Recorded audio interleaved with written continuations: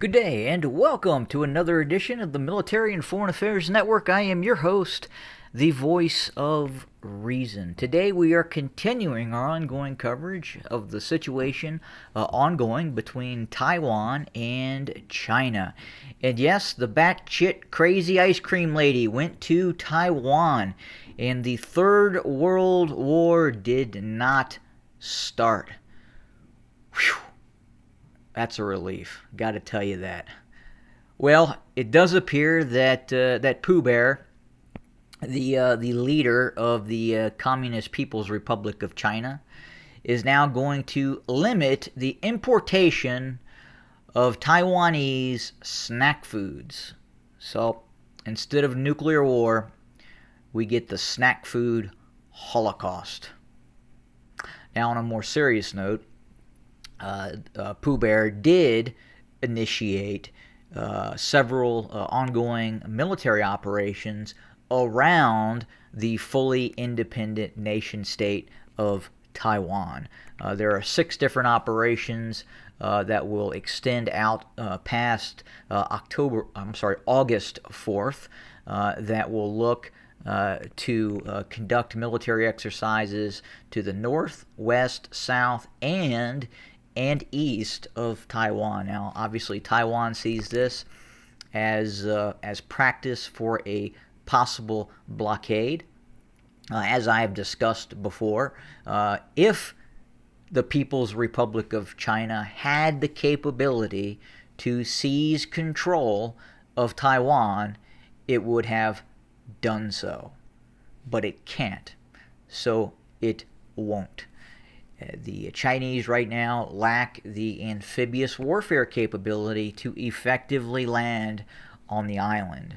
And establishing a blockade against Taiwan, which again, as I discussed in previous video, produces 50% of all semiconductors on the globe, the United States simply cannot allow that to happen, and thus would engage and destroy the People's Liberation Army forces that would be blockading Taiwan. It's a non-starter for the United States to allow the fully independent nation state of Taiwan to fall in the hands of Communist China. Taiwan, also known as the Republic of China, actually probably has a more valid argument that it should be in charge of China than China being in charge of Taiwan.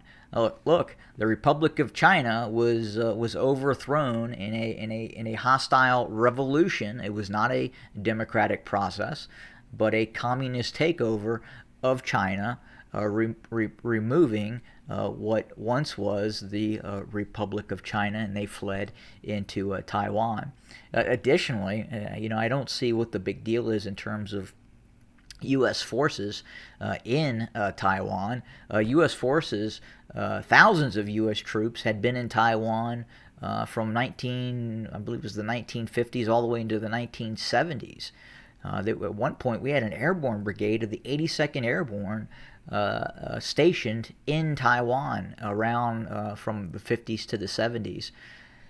And unfortunately, some agreements were made, and this ridiculous, the United States calling it a one China policy. It is not one China. Taiwan has its own currency. It has its own military.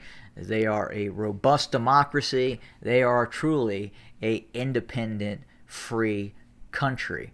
And unfortunately, China, you're not getting it back. It's just not going to happen.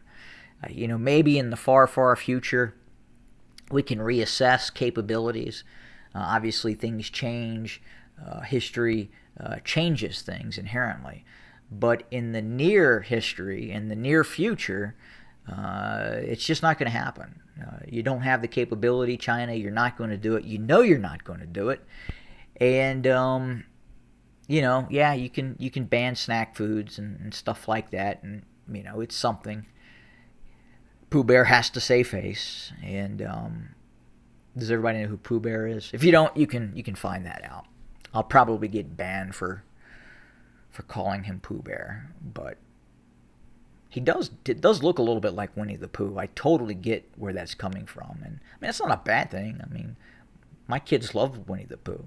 Winnie the Pooh's a great character. Maybe not Eeyore. If I called him Eeyore, that could be problematic, but Winnie the Pooh's fine, you know. He just doesn't want to get his hands stuck in the honey jar attacking Taiwan, so to speak. But yeah, we dodged World War III yesterday with a batshit crazy ice cream lady visiting the fully independent nation state of Taiwan. That's all I have for the day, folks. Have a good day.